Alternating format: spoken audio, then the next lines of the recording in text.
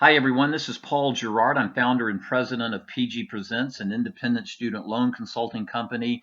We've put together a series of repayment modules designed to help you do a better job of managing your student loans. Module number 13 is on what to do with your student loans if you don't match or perhaps are not finishing your program of study at your medical school. Without question, the most important thing to remember is that you still have options. And on your federal loans, you still have your grace period, your 6-month grace period attached to your direct unsubsidized loans.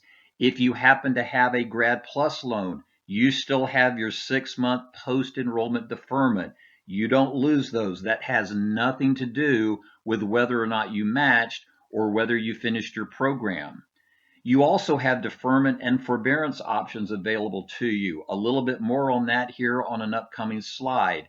And all the repayment plans are still available to you. Standard 10 and 25-year plans and all the income plans, including pay-as-you-earn known as Pay and revised pay-as-you-earn known as Repay. So the first thing to remember is you still have options whether you matched or not, and whether or not you finished your program of study at your medical school.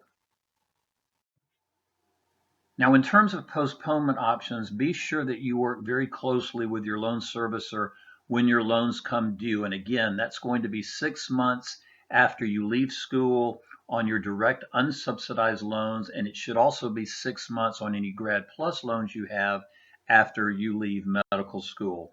There are a number of different deferment options available. You can find those listed at studentaid.gov in addition to your loan servicer's website.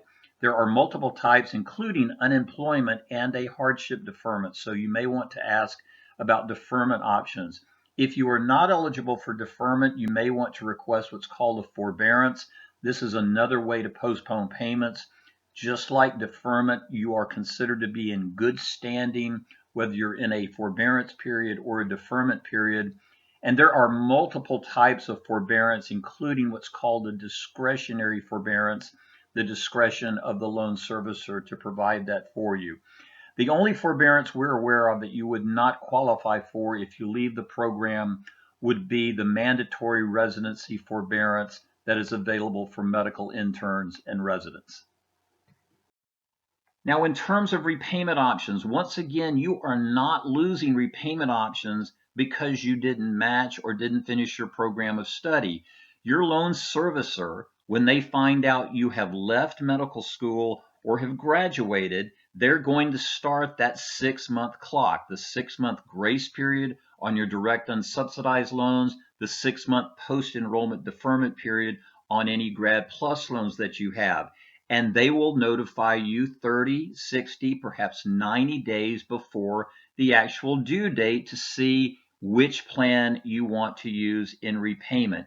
You will still have options to use the time-driven plans if you can afford those. We have a separate module earlier in this series of repayment modules that describes the time-driven plans, and we've highlighted for you the income-driven repayment plans, because if you do want to enter repayment and not postpone payments for a period of time, in all likelihood, you'll be interested in an income-driven repayment plan where your payments are not based on the fact that you matched or not or finished medical school or not.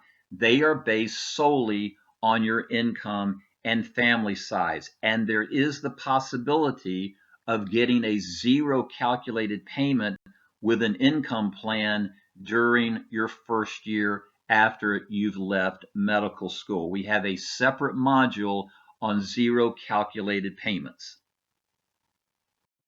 So let's take a look at a few scenarios if you did not match or perhaps did not finish your program of study.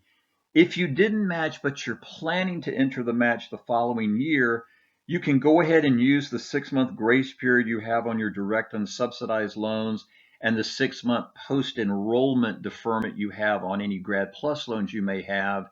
And then when those come due, you can either request another postponement that would likely be what's called a discretionary forbearance, until your residency program starts, or you can go ahead and actually apply for repayment with an income plan. So that's one option. If you're planning to go ahead and enter the workforce, same thing. Use your grace period and the 6-month post-enrollment deferment on your Grad Plus loans if you have any of those, and then simply enter repayment once again with an income plan.